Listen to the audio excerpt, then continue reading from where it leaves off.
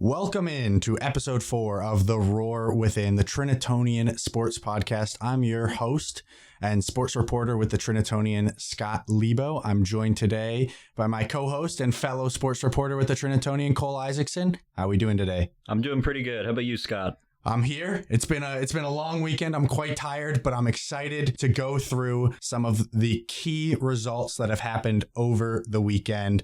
We'll start off, though, as we always do, with our Athlete of the Week. Cole, who do you have for this week's Athlete of the Week? Well, softball had a really good weekend against Concordia, Texas, sweeping the Tornadoes in 3 games. And my Athlete of the Week is from the softball team, Carson Lee, with 2 hits in each of the final 2 games against Concordia, including 1 in the first game as well. So a hit in all 3 games, 2 multi-hit games. She's my Athlete of the Week. Yeah, great performance for softball there, getting some important victories over the weekend. For me, I'm going to go over to swim and dive, who have been at the national championships since last Wednesday. They were there Wednesday, Thursday, Friday, and Saturday. Luke Fender, freshman swimmer, was able to pick up 2 All-American honors at the Swim and Dive Championships. He was competing there as an individual. The men's team did not qualify for the national championships, but he did qualify himself, and as a freshman was able to pick up 2 separate All-American honors. That makes him my Athlete of the Week. Staying on the topic of swim and dive, we'll start our weekend preview of Trinity athletic events with the Greensboro, North Carolina National Championships. The women's team finished 25th overall in the competition. Amy Benson was able to pick up an All-American honor as an individual. Neely Burns had 2 All-American honors as an individual, and both of them were a part of the 800 freestyle relay team, which picked up 4 All-American honors, 1 for each of the competitors. Of course, Luke Fender also picking up the 2 there. If you want to see more details about how the Trinity swimmers did at that event, head on over to the trinitytigers.com. That's our athletics website. There's plenty of information up there on that event. Moving on to tennis, men's tennis. We're in Claremont, California, taking on Johns Hopkins University. They're ranked number 19 in the country, and their class shone through in that one as they defeated the Tigers 5-2. Women's tennis were at home at the same time on Friday. They got a victory over Stevens 7-0. Baseball and softball both got series games started on Friday as well. Cole, how did those events go? Well, it was an unusual schedule for baseball, going all the way up to Arkansas to play the University of the Ozarks, but they got the sweep in that first doubleheader on Friday. A very, very close game in that first game, 11-10, winning the second game 6-3, taking those first 2, and then on their third game on Saturday, finishing off the sweep of Ozarks. They've now won 4 games in a row. And it was also a really good weekend for softball, who also swept their weekend series against the University of Concordia, Texas.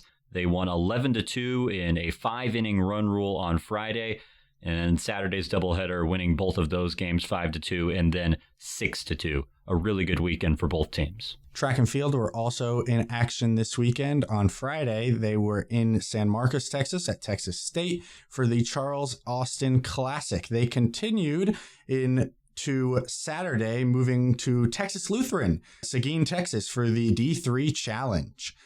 Similar to swim and dive, you can check out those full results on the Trinity Tigers website. That's our athletics website, and there's plenty of information there on that event.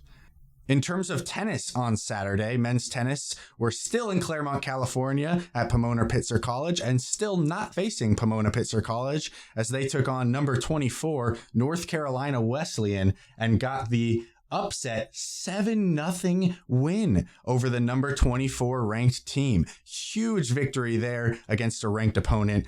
Women's tennis were also in action against a ranked opponent. They took on number 14 Tufts at home. It was a close game between the 2 teams, but Trinity in the end ended up falling 3-4 as the Tigers fell once again to a ranked opponent. It has been a great season for them, but that's 2 ranked opponents that they've fallen to in the past little stretch here between Chicago and Tufts. that was it for action over the weekend. Real quickly, I want to run through events that have taken place by the time this comes out, but not by the time we're recording. Men's tennis will have played Kalamazoo at home, and softball will have played number 14 Texas Lutheran at home. Both of those will have taken place on Tuesday the 25th, and on Wednesday the 26th, men's tennis will be at home versus Pacific out of Oregon. Now, moving into our interview section of the podcast. Get ready. Today, we have a special guest. It is time to introduce this week's feature interview. Today, we are joined by pitcher for Trinity Baseball and the president of the Special Olympics Club, Luke Pfeifer. How are you doing today? I'm doing great. Thanks for having me, guys. So Luke is a senior finance major and a sport management minor who has played baseball all 4 years. He's been at Trinity. During his time with the baseball team, Trinity has made 3 regionals, won a SCAC title, and made it all the way to the College World Series in 2022. Luke's influence in sports also extends beyond the team, as he's been president of the Special Olympics Club since his junior year, where he continues to make an impact to today. Luke, it's great to have you on today. We're really excited to have you. We'll start pretty easy. First question. How did you first get into sports, in particular baseball? Yeah, so I think it pretty much started when I had to have been 4 years old or so, playing t-ball.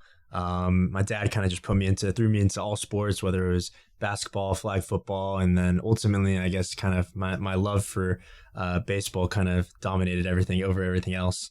And so, that was kind of where I first started. And I would say the first time I actually played t-ball, I got hit in the chest. I was playing pitcher, which is kind of funny because I'm a pitcher now, but I got hit in the chest during t-ball and proceeded to cry to my parents. And I was like, why am I doing this right now? But they kept on throwing me into sports and into baseball specifically. I kind of just ran with it. That's kind of interesting that you became a pitcher being t-ball, because obviously the ball is on a tee. How did you go from t-ball to playing pitcher, especially with that horrible incident that you had in your Traumatic. youth? Yeah, basically, it's kind of funny, actually. I think that hurt my fielding career because I became scared of the ball for a long time. And so I always had a fairly good arm. So I used to play outfield primarily, especially as a kid. I would play center field just because I kind of had the strongest arm on the team usually. And then it kind of just morphed into, all right, let's just throw him at pitcher because he could throw the ball decently hard at a young age. And so I found out that I kind of liked pitching more than other things.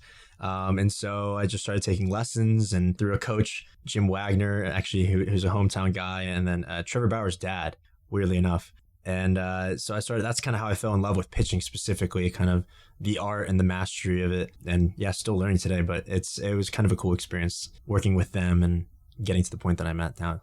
Was there sort of a transition from t-ball lower levels where you're just kind of doing it for fun to, okay, wait, I'm actually pretty good at this. Let's ramp this up. Let's go play some competitive baseball.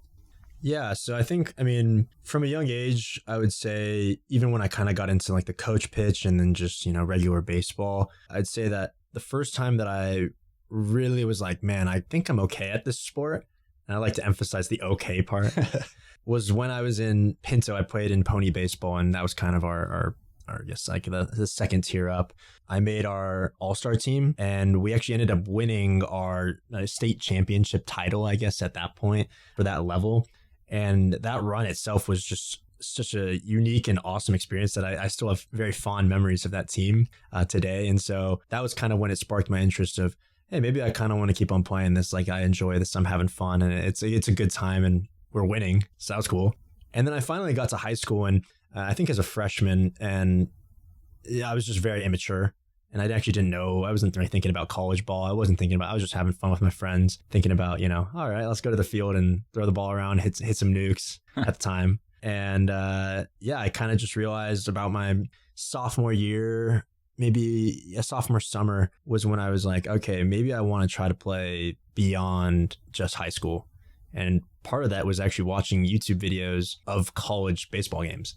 And I realized that the atmosphere is just kind of electric, very different from my high school experience, because I went to a really small high school. I had 33 kids in my graduating class. And so smaller than ours. Yeah. That might be a first. Yeah. Everybody I've met at Trinity has had a high school that was much bigger than ours. We had 60 in our graduating class. I thought that was small. 33. Wow. Yeah, 33 kids and a team of about 12. And I kid you not, we didn't have JV because we couldn't field enough kids on the team. And so we would recruit people who have not touched a baseball. Like it was seriously like it was a really cool experience because I mean, there was people who were like me and my brother who had been playing baseball for, our entire lives. And then a kid who literally picked up a baseball for the first time playing catch with us. And, it's just kind of a cool dynamic there. And so, but yeah, kind of back to what I was saying, once I kind of saw the atmosphere of college sports, that was kind of when I was like, okay, maybe I'll try to pursue this and ultimately kind of went into the recruiting process then. So what was the recruiting process like and why did you ultimately choose to come to Trinity? Yeah, I think it was really interesting. So I played for a team called TB SoCal, and it's initially kind of located down in more so the San Diego region. So I'm from northern LA. And so kind of more San Diego, Orange County area was where most of the guys on the team were from. So I found this team through kind of a lifelong friend of ours, and he recommended it and ultimately kind of started talking with what I would consider a mentor / coach of mine, Ryan Thompson, and ultimately joining that squad. And so through that, it was going to Arizona. So I was also in the COVID year when it came to the recruitment process. And that was really interesting because California had really strict COVID regulations. And so all of our kind of events or tournaments were all played in Arizona. So my senior year of high school, there were, I believe it was 6 weekends in a row of going to Arizona. Wow. So I would drive with my parents, my dad and my mom, 5-6 hours both ways to literally go pitch a game and then leave. It was the most like crazy experience. Like and all of my friends in high school were just like, dude, like, where are you? I'm like, I'm in Arizona again. And they're like, what's wrong with you? And I'm like, I don't know. I want to play college baseball. And so that's kind of how I got into like kind of getting exposure to coaches. I made some all academic game for the fall classic. And I think that's where I initially got seen by a lot of these coaches my junior year or my junior summer. And that really, really helps because that was when I started getting more phone calls. That was when I started getting a lot more emails and kind of actually talking to coaches. And so I had, a mix of offers, kind of both East Coast and West Coast.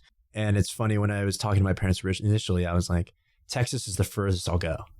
I'm not going farther than Texas. No way. And it's funny because I ended up here. So yeah, I narrowed it down ultimately to Trinity and Chapman University down in Orange, California. And I think the primary reason I chose Trinity was because it wasn't California and I wanted to try something new. But my relationship with Trinity is interesting because my high school was also called Trinity. And so when the initial email came through and kind of the conversation with what was Coach Waters at the time, I actually ignored it because I was like, all right, whatever. Like, I'm not going to a place called Trinity University when I go to Trinity High School, essentially, or Trinity Classical Academy. It's like, I'm not doing this. And my mom, she was looking through these emails because she knew I was going to ignore some. And she goes, Trinity University, she looks it up.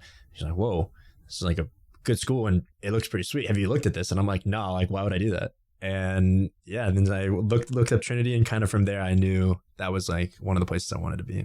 Was there ever a time where you were thinking push D1, D3, or was it always you wanted to go to like a smaller school like Trinity? I think there was a time where I definitely was like wanting to go D1. I think even just kind of, I had some dream schools. I wanted to go to Point Loma for a long time, and their coach, actually, I was talking with them and they saw me in Arizona.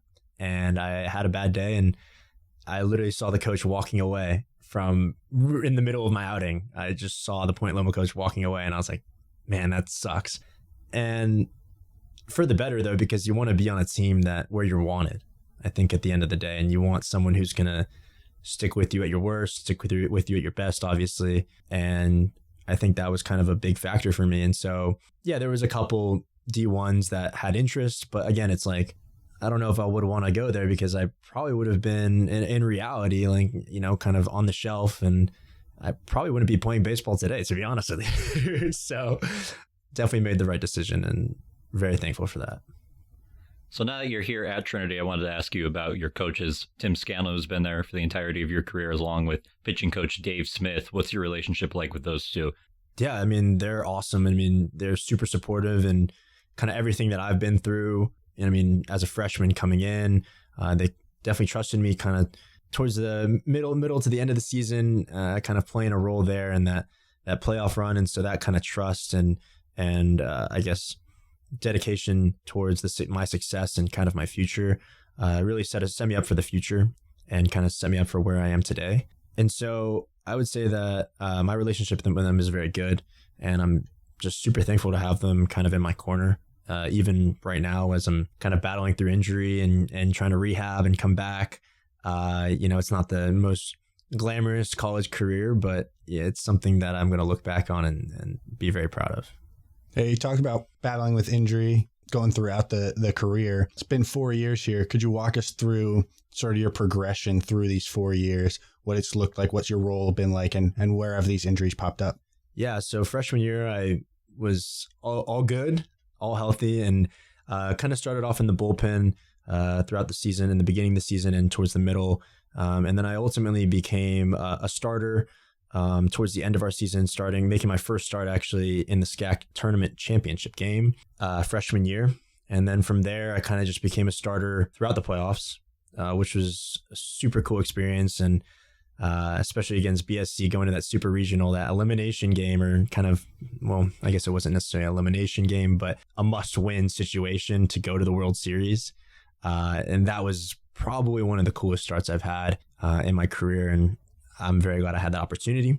Going into my sophomore year, I came back after a summer in Kenosha, Wisconsin, playing in the Northwoods. Pitched really well, had a sub-3 ERA against a lot of D1 competition in quite a few innings. And there I had more of a relieving role, and kind of similar to my freshman year, moved into that starter position. So coming off that summer, I was super hot. I mean, that was the best I'd been pitching. I mean, my fastball, I developed that slider over that summer.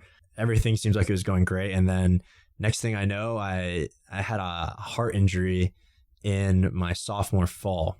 So I had some pretty serious inflammation in my heart. So I woke up in the morning and just had this, burning pain in my chest. And my roommate, Jack Breezy, who's also a pitcher on our team, he wakes up, he sees me, and I'm just like leaned over my bed, just like breathing super heavy. And he goes, "Dude, are you like all right?" And then, of course, naturally, I'm going to be like, yeah, I'm fine. Whatever. It's not a big deal. And then I end up calling my parents. I'm like describing things. I'm like, yeah, I'm having like this super bad chest pain and everything. And they're like, yeah, you should go to urgent care. And I was like, all right, I'll go. So I end up going and, getting a bunch of tests done, getting all hooked up to these tubes and stuff like that. And it comes back with, these readings that are just, these, I guess, like, I don't really know what I would necessarily call them, but my body was telling me that I was having like some kind of like heart attack essentially. So I'm like, oh gosh, this isn't good. End up going to the hospital, was there for 3 days, came back out, and I basically could barely walk. So there was about a month and a half where I was moving at a snail's pace throughout campus. My friends, when we'd go to the dining hall, I was just like dragging behind, and it was a crazy situation. Ultimately kind of rehabs, got back about the middle of the season, my sophomore year, and kind of played a bullpen role, and then got into that starting position again against ETBU in the regional. And so that was kind of a big triumphant moment for me, kind of a full circle period. And then moving into my junior year, still wasn't necessarily feeling myself. I think that, and I really didn't feel it until this kind of about halfway through the season last year, where I started out as a starter, and then kind of ultimately then that's halfway through the season proceeded to partially tear my UCL, which ended my junior year. And the story behind that now has kind of just been, it's been tough. I came back senior year, really hopeful after taking out the summer.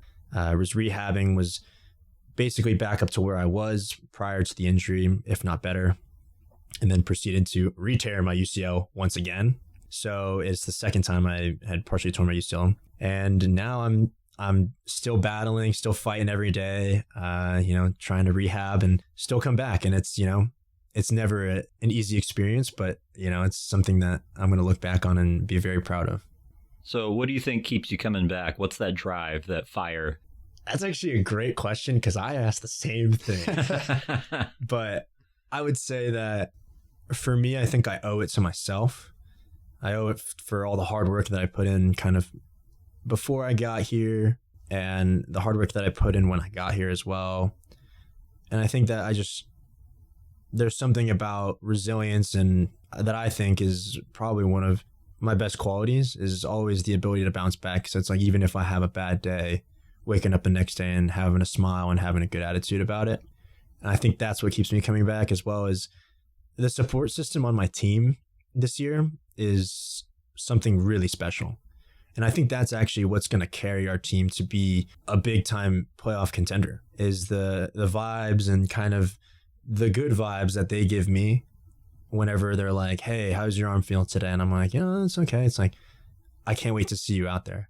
The amount of times that I hear that, and that's kind of what I'm like, all right, let's keep on going, is, hey, I can't wait to see you out there. I'm cheering for you. Like, that kind of message from your teammates is also another reason when it's like, obviously I want it for myself, but other people also want it for me too. And that's kind of a cool thing that keeps me motivated as well. That's awesome. Can you talk more to the dynamics of the team throughout the years as well, and what that culture has been like and how that has contributed to your time here? Yeah, I mean, I think the team culture has always been great. I think in my freshman year, we had a couple of big dogs with MJ Metz, Brian Schaub, Jack Wisniewski, and a couple other big names on our squad. And I think that they did a fantastic job kind of setting the tone when it came to the leadership of our program. And I think we've kind of just carried that on throughout the years, really. I mean, in last year's class, we had a lot of great leadership in Cole Harris, TT, and a few others to just kind of name a few there. I mean, they also kind of kept that legacy going. And I think this year, I mean, I think our senior class is doing a great job of promoting, a work hard culture, but also one that's supportive and kind at being a teammate. And I think that this year, just the way that we're meshing so far and kind of the way that we've come together as a team, and we're starting to really click. And I think that, we had a couple tough games against Cortland and DeSales, but I think that we're really going to see this team kind of take a turn and really take off, I think. So talking about that team culture this year, I've had the opportunity to talk to Coach Smith about some of the different things you guys are doing this year. Can you touch a little bit on that and how it's reflected into great results, at least on the mound this year? Yeah, so as a pitching staff, we've definitely taken it a little bit more serious. I think in my freshman year, we were kind of a little bit disorganized and our results kind of showed. And as I've been here, we've progressively become more and more structured when it comes to our programs, whether that's with our lifting packets, understanding and following every lift and pushing each other, creating group leaders to help our younger guys, kind of give them train tracks, essentially just kind of follow the route. And I think that kind of model has worked really well for us, and we've had a lot of success, as well as the addition of the turf field. We are able to do more unique drills, whether it's bounce pens or more consistent flat grounds because our mound doesn't need to be taken care of, and other things. And so ultimately, I think that, hitting the weights hard, having some senior leadership among the pitching staff has been, very, very valuable. And then ultimately kind of creating a culture of winning. You've got this deep connection to baseball and to sports in general that, I feel like has come out a lot in what you've said so far, especially in how you've continued through injuries. And you have a connection as well to the Special Olympics program here. Your sport management minor. Do you see yourself continuing in this industry going forward? And if so, in what capacity? Yeah, I mean, with my involvement in Special Olympics and kind of the volunteering that I've done throughout the sport management minor, I think that I do want to continue to volunteer within sports. I think I'm going to be going to Irvine, California for my job next year. And so on the side, I definitely want to keep on staying involved with Special Olympics, as well as I want to join on to this. It's called Flow Surf. It's a similar model to Special Olympics. It's helping those with disabilities, but it's actually surfing. And that's one of my hobbies when I'm back at home. I like to do that. And so I kind of want to join on that team, potentially volunteer where I can there and try to just give back to the community through sport. Obviously, it's something that I love, and I want to help other people to experience what I had. Can you talk about how that relationship with Special Olympics started? How did you get into that? And then how has that relationship grown since you've been in the club? I would say in sixth grade, I was what was considered to be a noble knight at our school. And that's, again, helping and kind of being a buddy with our Imago Dei school, which was our which were those with disabilities. That was their school. And so I kind of got involved then. And that was when my passion for helping others started. And then I did the same thing in my junior year of high school. I was just a peer mentor. And so just kind of a year-long program of being there for my man, Ethan, who was awesome, and got to experience that with him and kind of just run through life and the year with him, which was awesome. And then coming into my freshman year, I knew that I wanted to get involved in Special Olympics because of those things. And so I found our former Special Olympics president, Pfeifer, and we kind of immediately hit it off at the academic fair, or I guess like the I don't know what kind of fair it was, but the club fair. And from there on, I just kind of continued to volunteer where I could. And ultimately, she asked me if I wanted to be president. And I was like, yeah, let's do it. This is awesome. So very blessed. Yeah, both of us had the opportunity a few times to go and participate. Specifically, I remember playing some flag football, some kickball. That's right. It's a good time. It's a good time. Outside of that connection in sports, you know, you're an athlete, you're volunteering, you're a fan as well. Where do you see yourself falling in terms of the fan side of the game, and how long have you been a fan of certain teams? What sports do you follow the most, and what are your teams? I love watching sports, but specifically UCLA sports. Probably my like number one sport passion is just watching UCLA play. While it hurts a lot, my mom, my dad, and my brother, so my entire family, went to UCLA except for me, which hopefully I might be there one day, hoping to get my MBA at some point. So maybe that's where I'll be. But the Bruins are my go-to for sports, whether it's the football, the basketball. So March Madness, we're cooking right now. We're doing good. We're playing Tennessee, which is my roommate's go-to team, Jack Breezy. So good luck. UCLA's coming for you guys. And I'm probably going to bite that. Tennessee's pretty good. I don't know. We're cooking. I have them in my bracket as winning. So I don't know. We'll see. But yeah, UCLA is kind of my number one when it comes to sports. And then after that, the Dodgers. I know that's kind of hated among the baseball community, but hey, winners win. What can I say? And so Cole hates the Dodgers so much. They're not my favorite. I'll say that. Yeah. So I enjoy watching Shohei play. That's kind of been a good addition this year. And so he's been all right. Yeah. He's kind of a mid player in my, no, I'm just kidding. He's amazing. So super fun to watch. And then, but yeah, those are kind of my two squads. Kind of grew up watching both. And so, but yeah. Use that as a segue. I think a lot of fans have some big opinions on a lot of different topics, and you, as our previous guests have brought a debate with us. So do you want to present this debate that we're going to have? I think this debate is probably one of the most, if not the biggest debate in all of sports. It's who's the GOAT, LeBron James or Michael Jordan? And I think this answer is kind of obvious. You know what I mean? I don't know. I don't think we'd be talking about it if it was obvious. But. I think there's a reason why it's one of the biggest debates in sports. That's right. That's right. In my opinion, I think that LeBron James is the GOAT, undisputed. I think among my friends, a lot of them believe MJ, but honestly, they're just wrong. So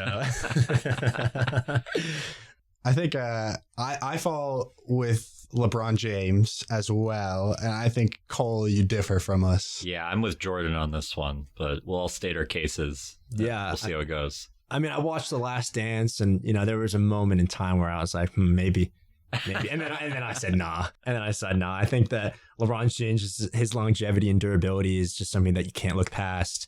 His versatility, while he may have kind of moved around teams in his career, I think that kind of is also something that is of value and that should be noted. He went to different teams and kind of still produced. I think that he's very competitive. And while I know that everyone's going to make the argument that Jordan has more titles, whatever, I don't think that, he every year in and year out, he somehow kind of bands together with whatever team, doesn't matter who's on the team, he somehow finds a way to get to the playoffs and continue to win. So I think that can't really be looked past.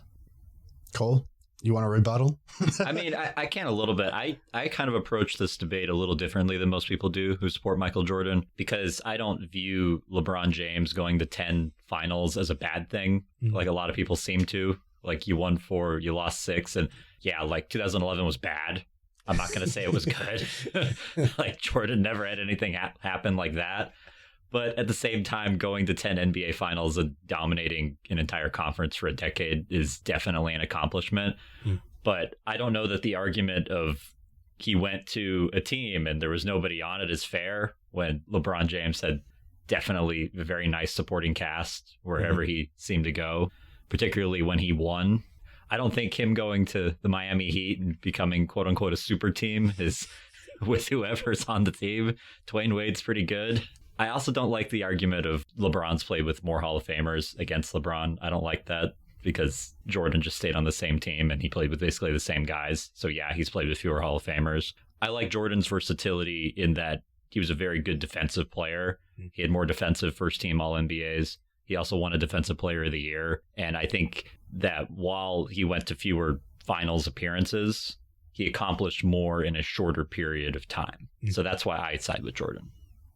I think for me, well, for one, in terms of the not having played with good teams all the time, I agree with you, Cole. I think most of the teams that he has been on have been very good teams with a number of Hall of Famers. I would point to that one Cavs team in his second stint there and say that I don't know that people really thought that he was going to be able to do what he did with them and have that run of championship appearances versus the Golden State Warriors. But he did, and he won a championship in Cleveland with that team. The other thing that I go to is the stats. People talk about Brady as the GOAT in football, and a lot of the reason people bring up is, okay, well, by the end of his career, he led in this, that, and the other thing. And I think that's where we're getting to with LeBron. He's going to lead the NBA in every category by the time he retires. And yes, he has played a significantly longer time than Jordan, which has given him that opportunity. But I think that's a credit to LeBron, if anything. I also want to point out, and I think it's something that gets brought up a lot, is Scottie Pippen left and Jordan didn't win. Jordan did not win without his stars. And LeBron has had more stars, more diverse stars, but he's won, I think, with a much more diverse cast. And I would say maybe you could make the argument that like Jordan and Pippen are the greatest duo of all time. But I think if you're talking about an individual player, for me, what LeBron has done is just unbelievable in terms of every single category of the game. And, you know, Jordan has more of the defensive accolades, but I would not want to go offensively against LeBron James. I mean, he's a monster on that end of the court as well. Just all around great basketball player. Yeah, I mean, I think like I always enjoy, I think it's interesting because it really is just different times. I mean, the game is played so differently from when Jordan was there and now today with LeBron. I think it's kind of just two different eras of basketball. And so obviously, like, I think that it's just hard to make that kind of side-by-side comparison a lot of the time just because the game has evolved and changed. But I think we try to do our best because I would say that if it's not LeBron or if it's not MJ, they're kind of 1-2 in pretty much everyone's books. And so I think, yeah, exactly. So I could see where, you know, the argument is you can make the case for either one of them, but it would have been awesome to see them at the same time because then you would know. And I think that'd be really cool. But yeah. Yeah, I think it's also somewhat of a generational divide. I feel like more people our age are going to side with LeBron and more people older are going to side with Jordan. I mean, within my own family, me and my brother are both like LeBron James is the GOAT. My mom is very much like Jordan is the GOAT for sure. And my dad, who's the oldest, is he'll say LeBron James, but he absolutely despises Michael Jordan. So I don't think you can take that one into account. But yeah, I think you're right. You can't compare them side by side. They've played in different times, and it's going to be a generational divide. Yeah, I would definitely agree with that. I think the competition it's not a deciding element on either way because it was different types of competition, like you were saying. I think Jordan took a little bit to break through because he had to play those Celtics teams and then those Pistons teams that were just mauling him. He had to deal with that type of physicality. But then again, LeBron James had to deal against the most recent dynasty we've seen in the NBA. I don't know that there was necessarily a team in the Eastern Conference that even competed with him. And I think that in some ways is somewhat of a discredit to what LeBron James did, is that he didn't really have to do a ton to get to some of those finals, whereas Jordan had to go through a lot of really, really good teams. But at the same time, once you got to those finals, I don't know that there was that same type of superpower on the Western side that Jordan had to deal with, whereas LeBron had to deal with the Splash Brothers and obviously didn't get through them a ton. Yeah. I think one more thing I would bring up too is similar to the Tom Brady conversation. I think for a while there, people were on the fence, and Patriots fans, of course, would be like, he's the GOAT, he's the GOAT, he's the GOAT. But I think people were on the fence for a while, but then he just kept playing. Everybody's like, he's going to retire. He's going to retire. But he kept playing and he kept winning. And the way I see it is now, the longer LeBron goes, the more likely and the more people he's going to win over, especially if he can win more championships. And I think a big thing right now is if he can really take Luka Doncic under his wing and turn him into a freak athlete like he is, really give him some of the principles that he uses to take care of his body and win some championships with him, I think that would be a huge help to his legacy as we move forward. And I think people would look back on that and say, yeah, well, this guy just kept going and he mentored players. And those are all types of things like leadership you got to take into account with a debate like this as well.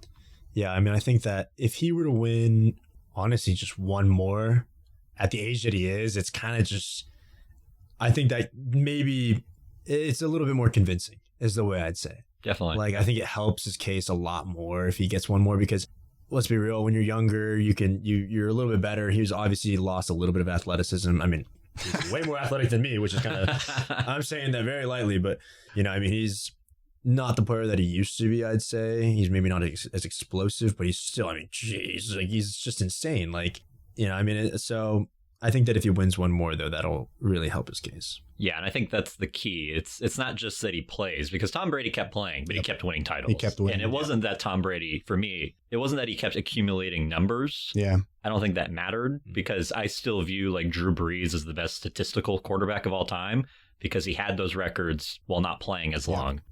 It was the fact that Tom Brady kept winning titles. Yeah. So if LeBron can keep playing and win titles, especially because there is kind of an asterisk almost by that Lakers title, because it was the bubble and because they had time to rest. It was an older team that had time to rest up, and it put them in pretty much the ideal scenario to go do what they did. Still counts, obviously. But if he can win one with the Lakers at the age he is, then that will cement his legacy and definitely bring a lot of questions into the Jordan believing category. Mm-hmm. Yeah.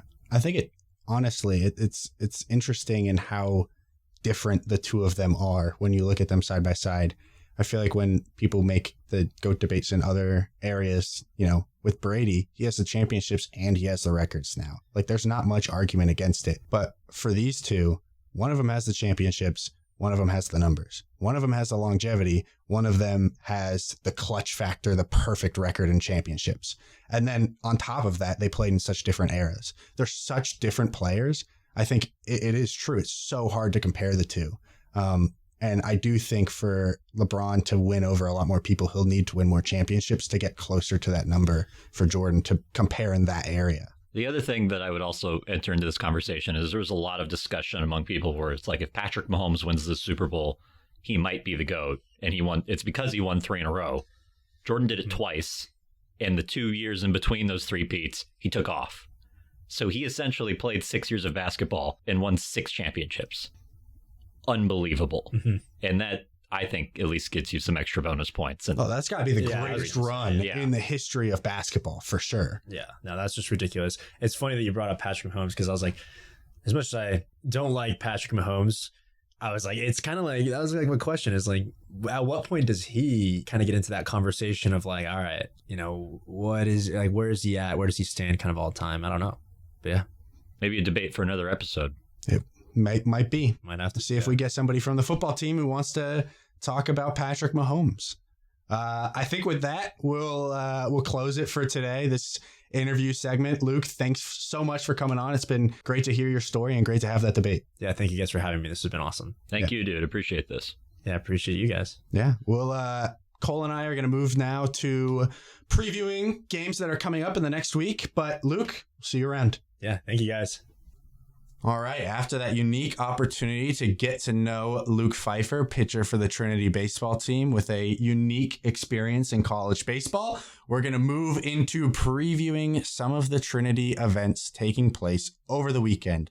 Track and field are at home for the Trinity Invitational. You should get out and support the Tigers up at the track.